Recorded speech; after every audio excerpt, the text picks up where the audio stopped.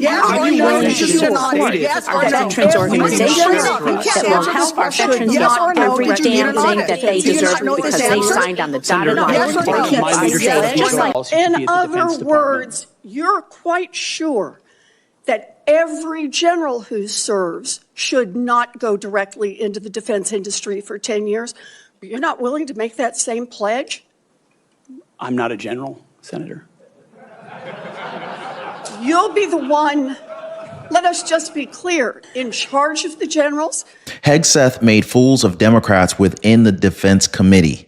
Now, I got a lot on him today, but watch out for this one clip that absolutely makes him look like a shoo-in for Secretary of Defense. A fist fight almost broke out in Congress, and President Trump makes a stunning revelation right before his inauguration. I got all of that and a lot more, but let's get back to Pete Hegseth here, guys. CNN's Scott Jennings, he said it best on X. According to him, Democrats didn't lay a glove on Hegseth. He even asked why they sent their dumbest members to this important committee. And you saw it with Senator Warren. She was clueless as to what she was saying, leading to the laughter as she showed how incompetent she was, which I guess is a weakness for some Democrats who refuse to do their research before coming into these committees. Here's what else Jennings had to say about it. And guys, thank you so much for joining me. Thanks for hitting the like button and for sharing these videos.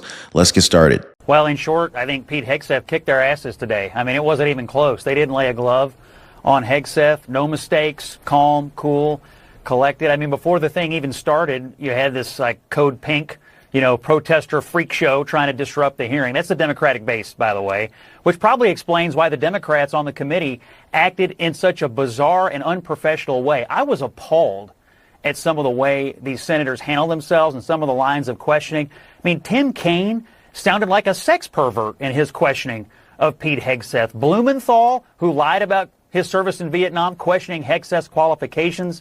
You had Gillibrand, you had Warren, you had Hirono going on unhinged rants about things. Angus King obviously doesn't understand what it's like to fight terrorism. On and on and on. Hegseth was cool in the face of this unhinged questioning. They made him look good today. It would be difficult for a Republican to vote against Hegseth after the Democrats' unseemly mudslinging today.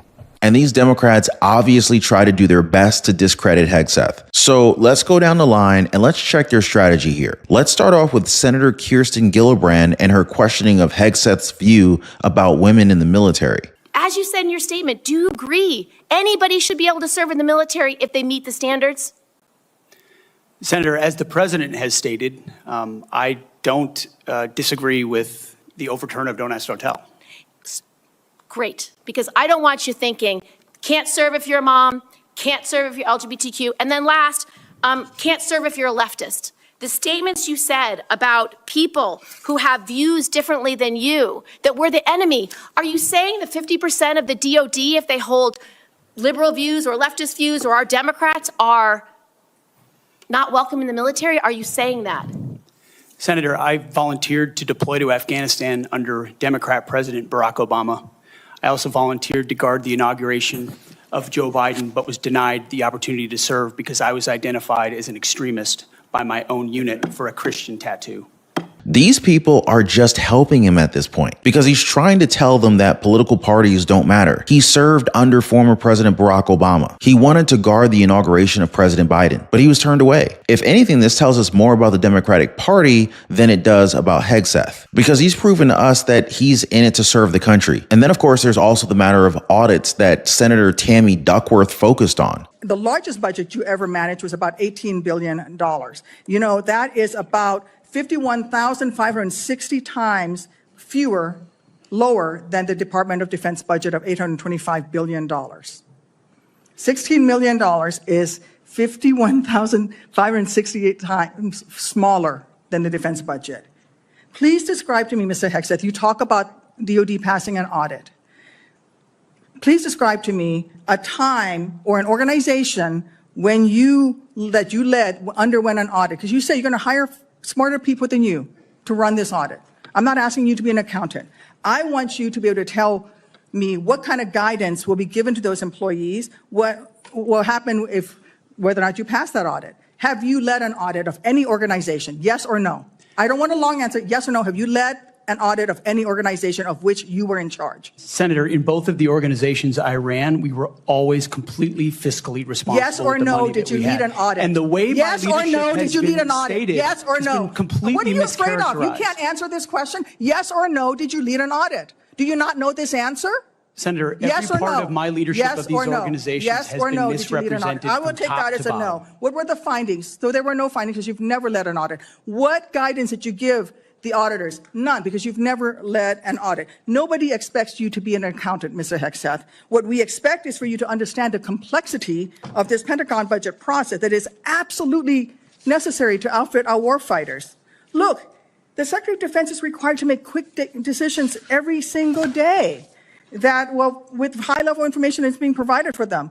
A Secretary of Defense has to have breadth and depth of knowledge. Right now, I am concerned that you have neither. Now, is it just me, or did she keep changing the numbers at the beginning there? Because here's a number. The Department of Defense failed 7 consecutive audits. Did any of these senators call in Lloyd Austin to answer questions about these failed audits? Of course not. They're only asking Pete Hegseth because Trump chose him, which leads us to a higher set of standards. So we can say that this quack of a senator has no idea that Austin has failed his many audits. And you got to wonder, where were these politicians within the last 4 years? Because they seem to be very critical about government officials doing their jobs all of a sudden. And yet we heard nothing from them during the entire Biden-Harris term. Now I want to go over to Senator Roger Wicker when he dropped the mic, when he embarrassed every other senator who was grilling Hegseth. Mr. Hegseth, it seems to me that you've supervised far more people than the average United States senator supervises typically.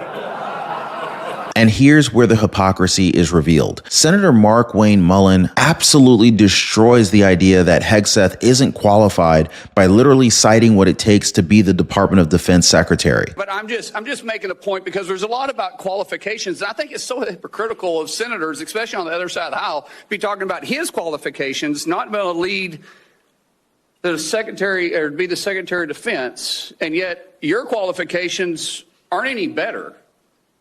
You guys aren't any more qualified to be the senator than I'm qualified to be the senator, except we're lucky enough to be here. But let me read you what the qualifications of the Secretary of Defense is, because I Googled it, and went through a lot of different sites, and really it's hard to see. But in general, the U.S. Secretary of Defense position is filled by a civilian. That's it. If you have served in the U.S. Army Forces and have been in the service for, you have to be retired for at least 7 years, and Congress can weigh that. And then there's questions that the senator from Massachusetts brought up about serving on a board inside the military industry, and yet your own secretary that you all voted for, Secretary Austin, we had to vote on a waiver because he stepped off the board of Raytheon. But I guess that's okay because that's a Democrat Secretary of Defense. But you so quickly forget about that. And then Senator Kaine, or I guess I better use the senator from Virginia, starts bringing up the fact that what if you showed up drunk to your job? How many senators have showed up drunk to vote at night? Have any of you guys asked them to step down and resign from their job? And don't tell me you haven't seen it, because I know you have. And then how many senators do you know have got a divorce before cheating on their wives? Did you ask them to step down? No. But it's for show. You guys make sure you make a big show and point out the hypocrisy because a man's made a mistake. And you want to sit there and say that he's not qualified? Give me a joke. I mean, it is so ridiculous that you guys hold yourself as this higher standard and you forget you got a big plank in your eye. We've all made mistakes. I've made mistakes. And Jennifer, thank you for loving him through that mistake. Because the only reason why I'm here and not in prison is because my wife loved me too. It's evident to most Americans that this was a total failure for the Democratic Party. I checked Polymarket to see the outlook of Hegseth being placed as defensive secretary. Now, it may have changed, but it's at 97% positive right now. Now, moving on, Congresswoman Nancy Mace and Jasmine Crockett got into it as they discussed the bathroom policies in a recent hearing. Nancy Mace believes that it's unfair for biological men to enter women's bathrooms and it shouldn't be allowed. I happen to agree with her. This is something that Crockett is completely against. We have the right to know that we're not going to have trans people filming us in the bathroom. How many of these trannies are taking selfies? These men are taking selfies in women's spaces, in the bathroom. It's gross. It's disgusting. So if we're going to talk about civil rights, let's talk about the rights of women in this country and how you are stripping them away every single day. And you're doing it in your legislation, you're doing it in your messaging, you're doing it on X. You're making women feel unsafe in this country. And you're making the opportunity for women and girls to be raped, to be sexually abused in this country even greater than they've ever been. So don't come over here with your attitude and talk to me about rights when you're trying to take my rights as a woman, a rape survivor, away. Thank you, Mr. Chairman. I yield back. I don't even know how we got there, because I tried to make it clear how many civil rights, it doesn't just boil down to one conversation, but I can see that somebody's campaign coffers really are struggling right now. So she gonna keep saying trans, trans, trans, so that people will feel threatened. And child, listen, I want y'all to tell me whether or Do not call me a child. I am no child. I want Don't to even find start. out I am a grown which woman. of those I'm 47 years emails old. I have broken actually more have. glass ceilings than you Chairman, ever. I am reclaiming my time. You will not do that. I am not a child. I am reclaiming my time. If you want to take it outside, Mr. Chairman, the committee is not in order. Order. Point of order. Now, there are some who said that Nancy Mace asking Crockett to take things outside can be considered assault. But you gotta admit that Crockett called a U.S. Congresswoman as a child. Now, let's move on to President-elect Donald Trump and the shocking news that we have. Remember that garbage truck that was used for the presidential campaign? Well, it's now set to join the inaugural parade. And if you think about it, it's kind of a symbolic in a way, because he made good on his promise to remove the garbage from the White House. How do you like my garbage truck? This truck is in honor of Kamala and Joe Biden. Now, speaking of Kamala, her California home was supposedly targeted by thieves recently. Now, we know that there's a lot of looting that's going on over there right now because of the wildfires. Now, guys, I covered this and a lot more in a previous live stream. You definitely have to check that out right after this one. But as always, thank you so much for hitting the like button and sharing these videos. You guys are awesome. We'll see you next time.